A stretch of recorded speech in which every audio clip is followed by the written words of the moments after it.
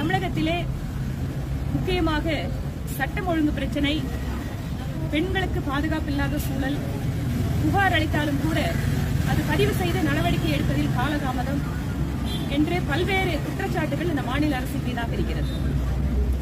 ஆனால் இவற்றிலெல்லாம் கவனம் செலுத்தாத மாநில அரசு பாரதிய ஜனதா கட்சியினுடைய தொண்டர்கள், நிர்வாகிகள் ஏதேனும் ஒரு சிறு பதிவை கூட சமூக ஊடகங்கள் பதிவு செய்த உடனடியாக வழக்கு வாங்கிறது.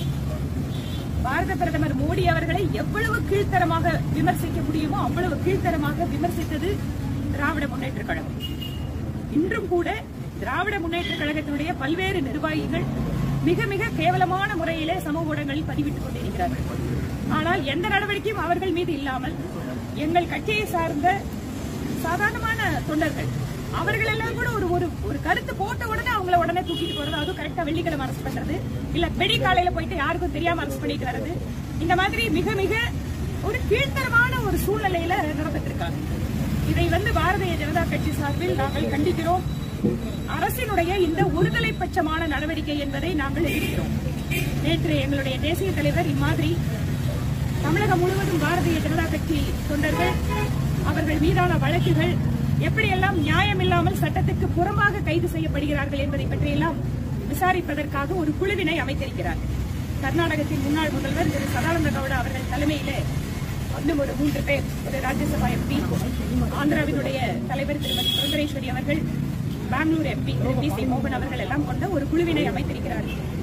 அந்த குழு தமிழகத்திலே பாதிக்கப்பட்ட எங்களுடைய கட்சி நிர்வாகிகளிடமெல்லாம் கருத்துக்களை கேட்டு அவருக்கு அறிக்கை கொடுக்கும்.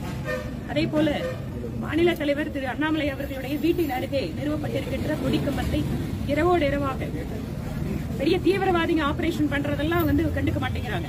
இல்ல இன்னொரு பக்கம் நூற்றுக்கணக்கான அடி உயரம் கொண்ட திராவிட முன்னேற்ற கழகத்தினுடைய கொடிகள் நடைபாதையில பிளாட்ஃபார்ம்ல பொதுமக்கள் அதிகமா புலங்கென்ற இடத்துல எல்லாம் வச்சிருக்காங்க. ஆனா ஒரு கொடிக்கம்பத்தை இரவோடு இரவாக அதுவும் நூற்றுக்கணக்கான எங்களுடைய தொண்டர்களை எல்லாம் கைது செய்து அடைத்து வைத்து விட்டு இந்த கொடிக்கம்பத்துக்காக ஒரு மிகப்பெரிய ஒரு ஆபரேஷன் பண்ணிருக்கு திராவிட முன்னேற்ற கழகத்தினுடைய அரசு. அதுக்கு பின்பாக மாநில தலைவர் சொல்லியிருக்காரு, 100 நாட்களுக்குள்ளாக 10,000 கொடிக்கம்பங்களை தமிழகம் முழுவதும் நடப்போகிறோம் என்று. கோவையிலே கூட ஒவ்வொரு தொகுதியிலேயும் என்ன எண்ணிக்கை மாநில தலைவர் சொல்லியிருக்காரோ அதற்கு விட அதிகமாக 2 மடங்கு அதிகமாக எங்கள் கட்சியினுடைய தொண்டர்கள் கொடிக்கம்பத்தை இங்க நடப்போகிறார்கள். எந்த கொடிக்கம்பமும் கொடியும் கண்ணில் படக்கூடாது என இந்த அரசு நடவடிக்கை எடுத்ததோ ஒவ்வொரு வீடுகளிலேயும் கட்சிக்காரர்கள் கொடிக்கம்பத்தை போட்டு கொடியேற்றிருக்கிறார்கள். ஒருபோதும் பாரதிய ஜனதா கட்சி மாதிரியான அச்சுறுத்தல்களுக்கு, பழிவாங்குகின்ற நடவடிக்கைகளுக்கு அஞ்சியதில்லை, அஞ்ச போவதும் இல்லை. இவற்றையெல்லாம் தாண்டி நூற்றுக்கணக்கான எங்களுடைய நிர்வாகிகளை பலி கொடுத்து இந்த தமிழகத்தில் நாங்கள் கட்சியை நடத்திட்டு இருக்கோம், வளர்த்துட்டு இருக்கோம். அதனால் இவையெல்லாம் சந்திப்பதற்கு நாங்கள் தயாராக இருக்கிறோம். சட்டத்தினுடைய துணை கொண்டு இவர்களுடைய அநீதியை எதிர்ப்பதற்கு எங்களுடைய நிர்வாகிகளும் தொண்டர்களும் தயாராகவே இருக்கிறார்கள். பாஜக நடிகை கௌதமி விலகிருக்காங்க. அது விலகும் போது மிகுந்த மனவேதனையிலிருந்து நம்ம கட்சியிலிருந்து விலகிறேன், எனக்கு எந்த விதமான ஆறுதலும் எந்த சப்போர்ட்டும் கட்சியிலிருந்து பண்ணலாம் அப்படின்னு வெளியிட்டிருக்காங்க. இது எப்படி பாக்குறீங்க? எனக்கும் திருமதி கௌதமி அவர்கள் மீது அதீதமான அன்பு, பாசம், மரியாதை உண்டு. அவர்கள் கட்சியில கடந்த சில வருடங்களாக தீவிரமாக உழைக்கக்கூடிய ஒரு பெண்மணி. எந்த அளவுக்கு அவங்க கட்சியை நேசிச்சாங்க அப்படின்னு எனக்கும் தெரியும். அதனால் எனக்கும் அந்த கடிதத்தை பார்த்தோன்னா கடுமையான ஒரு மனவேதனை இருக்கு.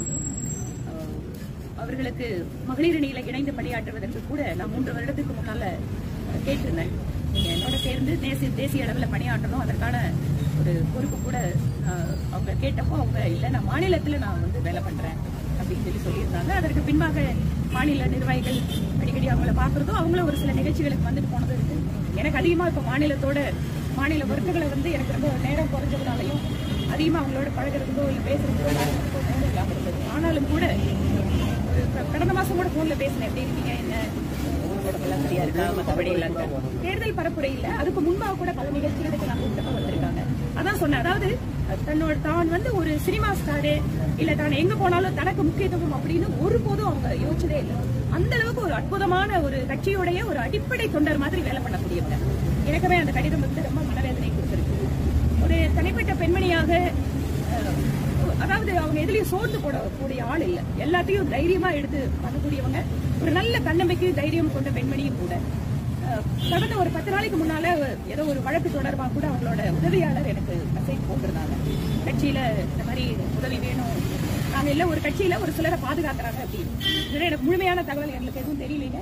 முழுமையான தகவல் கொடுங்க, நான் உதவி பண்றேன் அப்படின்னு சொல்லிட்டு தான் நானும் பதில் கொடுத்துருந்தேன். ஆனா இன்னைக்கு அவங்களோட அறிக்கை வந்து ரொம்ப கஷ்டமா இருக்குது எனக்கு பார்த்த உடனே.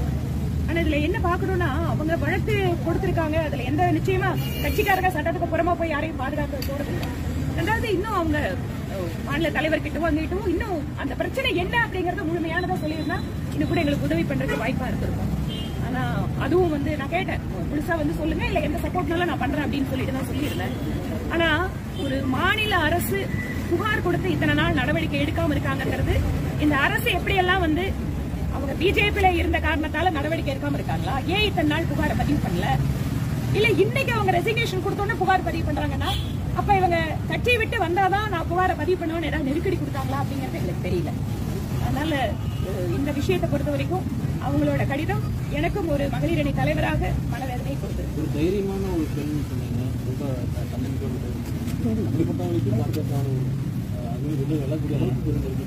இல்ல பாஜக நெருக்கடின்னு அவங்க சொல்ற மாதிரி நான் என்ன பொறுத்த வரைக்கும் நான் என்ன சொல்றேங்கிறது நான் வெளிப்படையா உங்ககிட்ட சொல்லிட்டேன். எனக்கு அவங்க மேல இருக்கிற மரியாதையை நான் சொல்லிட்டேன். இல்ல அதுதாங்க நானும் சொல்றேன், நான் தான் என்ன நடந்ததுன்னு தான் சொல்றேன். மோகன் போதும், ஓகே.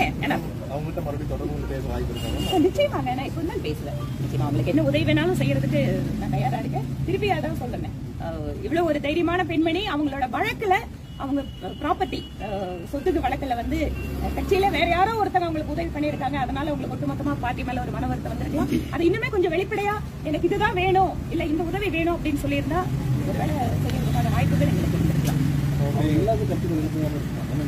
மோகன் அவர்கள் கேட்ட கேள்விக்கு நான் பதில் சொல்லியாச்சு. நான் ரெண்டாவது இந்த விஷயத்துல தயவு செஞ்சு அரசியல் பண்ணாதீங்க.